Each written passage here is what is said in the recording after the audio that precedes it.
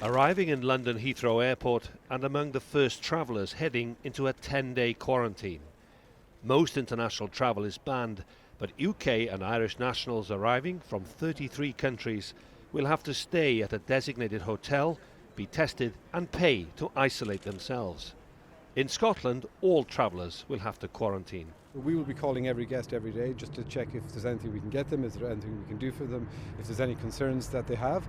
But in addition to that, there's also a welfare call provided by government to check on their mental health and their well-being, and they will deal with that with professionals.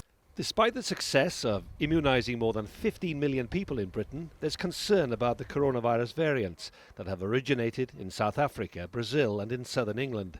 It's because of questions around the full impact of vaccines against these mutant strains that quarantine rules are being introduced now. The Prime Minister is aware of the increasing calls to map a way out of the lockdown, but he's also keen to remind doubters there are still 23,000 COVID patients in hospitals. However, next Monday, he says, he will announce how the UK will begin to ease restrictions.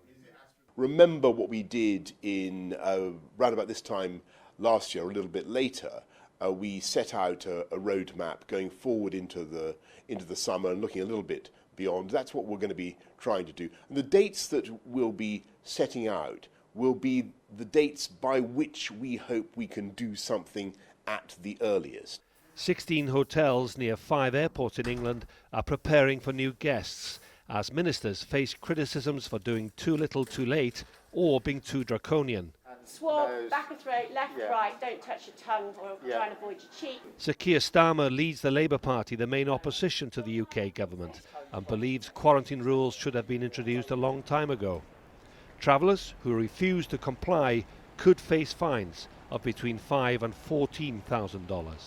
But just as the new UK policy on quarantine is being implemented, the travel industry is urging the public to ignore the government and go ahead and book their summer holidays. Save our summer is the slogan of around 120 travel businesses, with combined revenues of more than $15 billion, to pile more pressure on Boris Johnson and his ministers. Yolo Ap David, CGTN, Heathrow Airport, London.